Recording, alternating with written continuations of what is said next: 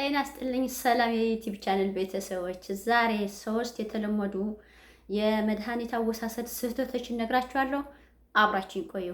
አንደኛ መድኃኒት በራሳችን ማቆም ወይም ደግሞ መዝለል ነው።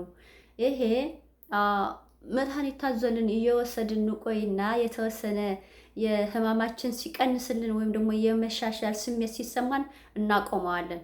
ይሄ በጣም አደገኛ ክስተት ነው። በተለይ አንቲባዮቲኮቹ በመካከል ካቆምናቸው ህመሙ ተመልሶ ይመጣል፣ አሊያም ደግሞ ህመሙ መድኃኒትን የመቋቋም አቅም ይገነባል። ስለዚህ መድኃኒት ማቆም የለብንም።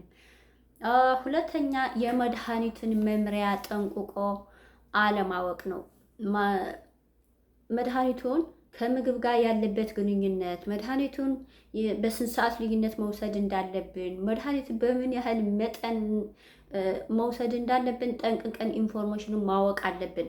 ይሄ አሁን ለምሳሌ አንዳንድ መድኃኒቶች በባዶ ሆድ ሲወሰዱ ቆንጆ ውጤት ያመጣሉ። አንዳንዶቹ ደግሞ ከምግብ ጋር ሲወሰዱ ጥሩ ውጤት ያመጣሉ። ስለዚህ የመድኃኒቱን ባህሪ የመድኃኒቱ ያለ ጋር የተያያዘ መምሪያ በደንብ ጠንቅቀን ማወቅ አለብን።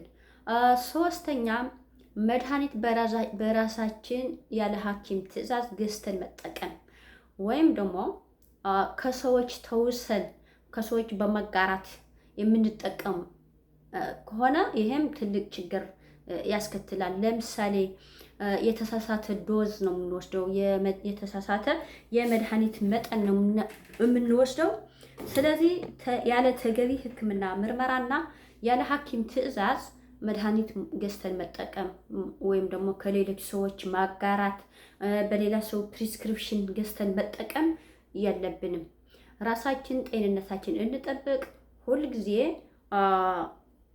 የጤና ባለሙያ ምክር በመከተልና መምሪያው በመከተል መጠቀም አለብን። ጤንነታችን ራሳችን እንጠብቅ። አሊያም መድኃኒቶቹ ራሳቸው የራሱ የሆነ ጉዳት አለበት።